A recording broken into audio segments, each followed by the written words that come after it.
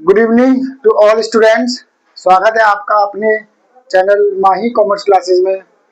बच्चों, कल हम आपको टॉपिक पढ़ा रहे थे सेंटेंस।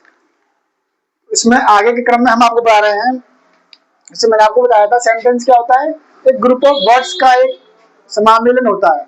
जब एक ग्रुप ऑफ वर्ड्स एक सीक्वेंस में आते हैं और उसका कोई मीन निकालते हैं तो हमारा वो सेंटेंस बन जाता है। अब आपको हम बता रहे हैं सेंटेंस के काइंड्स। पहले हम पढ़ते हैं सेंटेंस, पार्ट्स ऑफ सेंटेंस। एक सेंटेंस जो होता है हमारा, उसको हम क्या बोलते हैं बच्चों? वाक्य बोलते हैं। इस वाक्य को हम दो पार्ट में डिवाइड कर देते हैं। तो जो एक सेंटेंस होता है वो किसी न किसी पार्ट से मिलकर बना होता है। तो इसमें दो पार्ट्स होते हैं। एक पहला हमारा पार्ट होता है सब्जेक्ट, और दूसरा पार्ट हमारा होता है बच्चे प्रीडिकेट। हम सब लोग क्या क्या बोलते हैं? कर्ता बोलते हैं, और इसको क्या बोलते हैं? विधेय।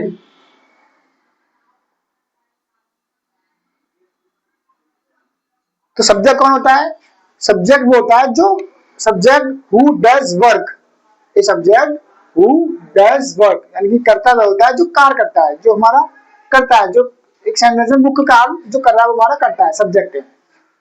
और प्रीडिकेट क्या होता है? प्रीडिकेट होता है जो कर्ता द्वारा जो कार्य किया गया है। यानी a subject is what is done, यानी कि एक सब्जेक्ट द्वारा क्या कार्य किया गया है। The work is done by the subject. The work is done by subject, यानी कि सब्जेक्ट द्वारा जो कार्य किया जाता है वो क्या होता है? हमारा विधेय हो सकता है। तो सब्जेक्ट हमारे सब्जेक्ट के भी पार्ट होते हैं, इसको हम बांटे। तो हमारा एक सब्जेक्ट नाउन भी हो सकता है, एक हमारा सब्जेक्ट प्रोनाउन भी हो सकता है। तो उसको हम बोल सकते हैं कि सब्जेक्ट के भी पार्ट हो सकते हैं। एक सब्जेक्ट हमारा नाउन भी हो सकता है और हमारा प्रोनाउन भी हो सकता है। जैसे राम, मोहन, श्याम, किसी का भी नाम हो, चाहे वो एनिमल्स का नाम हो, चाहे वो पर्सन का नाम हो, चाहे वो आपका मेटेरियल नाम हो, कोई भी नाम हो, वो नाउन हमारा शब्द होता है। अब इसमें हमारे क्या आते हैं? प्रीडिकेट हमारे जितने भी पार्ट्स ऑफ स्पीच होते हैं, हमारे वाक्य के जो भेद होते हैं, जैसे नाउन, प्रोनाउन, जितनी हमारी स्पीच होती हैं इसमें हमारा नाउन भी हो सकता है, प्रोनाउन भी हो सकता है, हमारा वर्ब भी हो सकता है, हमारा प्रीपोजिशन भी हो सकता है। तो ये क्या हो सकती है? इनका बना होता है। यानी कि बाकी जो सब्जेक्ट के अलावा जो उसमें होता है प्रीडिकेट होता है। सब्जेक्ट जो कार्य करता है, सब्जेक्ट के द्वारा जो कार्य किया गया है वो प्रीडिकेट है। अगर उसको मैं ऐसे लिखूं, इसको हम यहाँ लिख सकते हैं, राम गोज टू मार्केट। तो बच्चों इसमें सब्जेक्ट कौन है? सब्जेक्ट है इसमें राम, क्योंकि ये कार्य कर रहा है, और ये क्या हमारा पूरा प्रीडिकेट हो गया, क्योंकि राम द्वारा कार्य किया जा रहा है। राम उसमें मुख्य वाक्य, मेन वर्ड है, हेड वर्ड है, और बाकी जो बचा हमारा क्या प्रीडिकेट है। अब इस प्रीडिकेट में क्या है? अब इसमें हम इसको अगर इसका हम क्लासिफिकेशन करेंगे तो राम इसमें क्या है? नाउन है, ठीक है। और बाकी का ये क्या है? हमारा ये वर्ब हो गई हमारी, ये हमारी प्रीपोजिशन हो गई, ये हमारा नाउन हो गया। तो हम ये कह सकते हैं जो प्रीडिकेट होता है वो हमारे अलग अलग पार्ट्स ऑफ स्पीच से मिलकर बना होता है। जैसे हमारा नाउन, प्रोनाउन, एडजेक्टिव, वर्ब कुछ भी हो सकता है। और सब्जेक्ट भी होता है वो भी हमारा नाउन, प्रोनाउन से मिलकर बना हो सकता है। इसके बाद में ये आपको समझ में आ गया होगा, सेंटेंस के दो पार्ट होते हैं, सब्जेक्ट और प्रीडिकेट। दूसरा हमारा, इसको हम ऐसे डिफाइन कर सकते हैं, तो सब्जेक्ट हमारा सबसे पहले होता है जो वर्क जो कार्य करता है, जो सेंटेंस में हेड वर्ड होता है जिसके द्वारा कोई कार्य किया जाता है। और सब्जेक्ट के द्वारा जो कार्य किया जाता है, the work is done by the subject is called predicate. यानी कि सब्जेक्ट द्वारा जो कार्य किया जाता है हमारा क्या होता है बच्चों? हमारा प्रीडिकेट होता है। उसमें मैंने आपको बता दिया सेंटेंस की डेफिनेशन क्या थी। A group of words which makes a complete sense. शब्दों का ऐसा समूह जो किसी भाव को निकालता है, हमारा वाक्य कहलाता है। अब बच्चों हम बढ़ते हैं काइंड्स ऑफ सेंटेंस की ओर। एक सेंटेंस जो होता है वो कितने प्रकार का होता है, इसके पार्ट्स में बता दिए। अब बताते हैं इसके एक सेंटेंस के काइंड्स।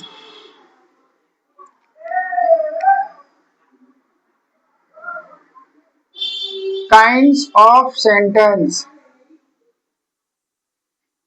वाक्य के भेद।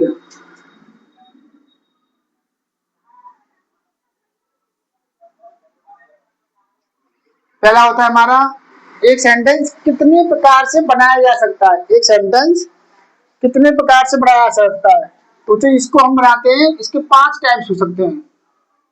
पहला होता है इसका असर्टिव। असर्टिव में 2 तरह के वाक्य बनते हैं, एक बनता है हमारा अफर्मेटिव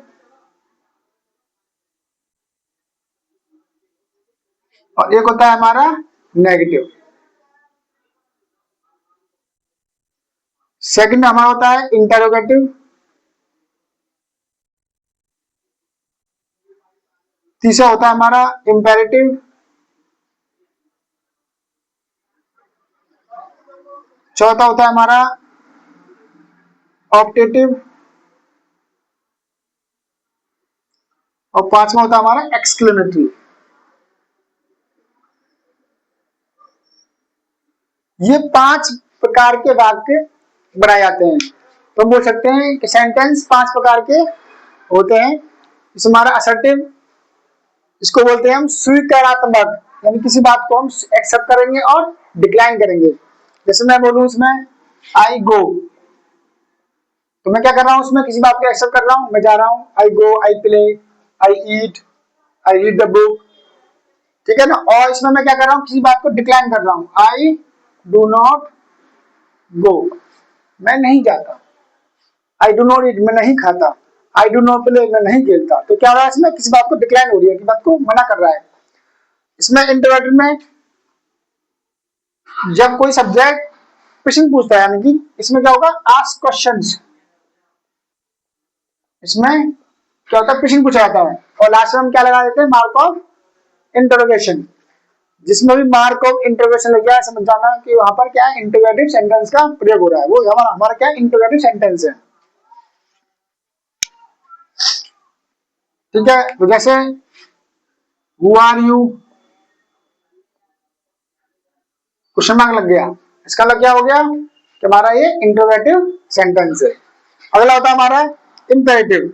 इंपेरेटिव में क्या होता है बच्चों, इसमें किसी से हम आज्ञा देंगे, प्रार्थना करेंगे, आदेश देंगे, सलाह लेंगे, सुझाव देंगे, तो हमारा क्या किया जाता है, वो इंपेरेटिव सेंटेंस होता है। इसको हम बोलते हैं आज्ञावाचक वाक्य। आज्ञावाचक, इसमें हम किसी को आज्ञा देंगे, जैसे गो देयर, किसी से हम रिक्वेस्ट करेंगे, प्लीज हेल्प मी। तो क्या हो रहा है, हम रिक्वेस्ट कर रहे हैं, हम किसी को ऑर्डर दे रहे हैं, हम किसी से एडवाइस कर रहे हैं। ऑलवेज स्पीक द ट्रूथ, हम क्या कर रहे हैं, हम किसी को एडवाइस दे रहे हैं, हमेशा सत्य बोलिए, ठीक है। तो हमारे इंपेरेटिव में इस तरह से वाक्य आते हैं। अगला आता है हमारा ऑप्टेटिव। इसमें क्या होती है, प्रार्थनावाचक वाक्य होते हैं। इसमें क्या होता है, प्रार्थनावाचक वाक्य होते हैं ये, या इनको हम बोल सकते हैं, इनका एक दूसरा नाम और है, इनको हम प्रार्थनावाचक वाक्य, और एक नाम होता है इनका, क्योंकि हम प्रार्थना हम क्या करते हैं, किससे करते हैं, हम प्रार्थना ईश्वर से हम प्रार्थना करते हैं। So may God help you, may God bless you, may God live you long life. तो इसमें क्या होता है, एक प्रॉपर चिन्ह होता है इस तरह का, तो आप पहचान जाएंगे हमारा ये ऑप्टेटिव सेंटेंस है। इसमें क्या होती है, हम क्या करते हैं, विशेष, ये क्या है, हमारे इच्छा सूचक बात हो रहे हैं, इच्छा सूचक, इसे बोलते हैं wish. Happy Diwali, happy birthday, wish you very very happy Diwali. तो इस तरह के वाक्य जब आते हैं तो हम पहचान जाते हैं कि हमारे ऑप्टेटिव सेंटेंस है। सेम इसी का ये दूसरा पार्ट है एक्सक्लेमेटरी। ये क्या होता है, ये होता है विस्मय दिबोधक। इसको क्या बोलते हैं बच्चों, हम विस्मय दिबोधक। इसमें sudden feeling of heart, sorrow, grief, happy, इस तरह की जब हमारे हृदय से उठने वाली तीव्र घटनाएं होती हैं, तो उसमें हम उसको बनाते हैं। जैसे हम कहते हैं अलाश, हुर्रे, ब्रेवो, इसमें ये सारी चीज आती हैं। हुर्रा आ गया, ओहो आ गया, अलास आ गया। उनके बाद ये मार्क ऑफ एक्सक्लेमेशन चिन्ह लगा देते हैं, तो हम पहचान जाते हैं कि हमारे ये एक्सक्लेमेटरी सेंटेंस हैं।